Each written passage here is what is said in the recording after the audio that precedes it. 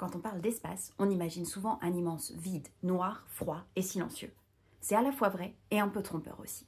Ce qu'on appelle communément l'espace, c'est ce qui commence au-delà de l'atmosphère terrestre, à environ 100 km au-dessus de la surface de la Terre. On appelle cette frontière la ligne de Kármán. À partir de là, l'air devient trop rare pour diffuser la lumière du soleil et le ciel devient noir, même en plein jour.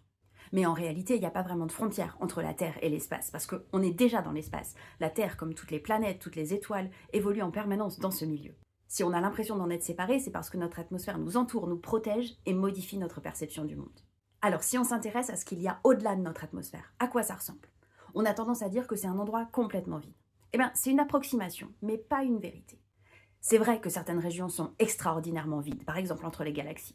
Mais même dans les zones les plus vides de l'univers, on trouve toujours au moins quelques centaines d'atomes par mètre cube. Si tu te représentes pas bien ce que ça fait, à titre de comparaison, l'air que l'on respire sur Terre contient environ 25 milliards de molécules par centimètre cube. Donc, dans l'espace, c'est pas complètement vide, mais c'est extrêmement radicalement dilué. À l'intérieur des galaxies, il y a des zones plus denses, comme les vastes nuages de gaz et de poussière qui peuvent s'étendre sur des centaines d'années-lumière. Là, les particules sont en mouvement, interagissent entre elles et transportent de l'énergie. Et puis l'espace est également traversé par des rayonnements électromagnétiques, des champs magnétiques, des rayons cosmiques. Et pourtant, il reste silencieux.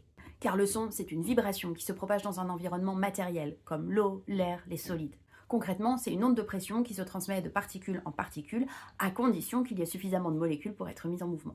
Et dans l'espace, même s'il n'est pas complètement vide, la densité de matière est bien trop faible pour permettre la formation et la propagation d'ondes de pression. Donc pour les oreilles humaines, l'espace est complètement silencieux, les explosions, les collisions, les événements les plus violents de l'univers se produisent dans le silence le plus total. Tu te demandes peut-être ce qu'il en est sur les lunes ou planètes qui ont une atmosphère. Eh bien, dans ces environnements, le son peut se former et se propager, mais il n'aura pas les mêmes caractéristiques que sur Terre, parce que tout dépend de la composition de l'atmosphère. Sur Mars, par exemple, où l'atmosphère est plus fine et composée majoritairement de dioxyde de carbone, le son se propage plus lentement, de manière plus faible et avec un timbre plus grave que sur Terre.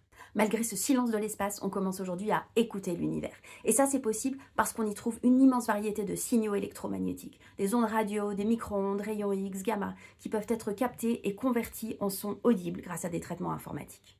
Chaque variation d'intensité, de fréquence, de rythme est traduite en volume, hauteur, tempo. Autrement dit, on transforme des données physiques en informations perceptibles par notre oreille. Cette nouvelle façon d'explorer l'espace permet par exemple de repérer des pulsars, d'étudier l'activité du Soleil, de détecter des ondes de choc cosmiques. Bref, on apprend à interpréter autrement ce que l'univers nous dit.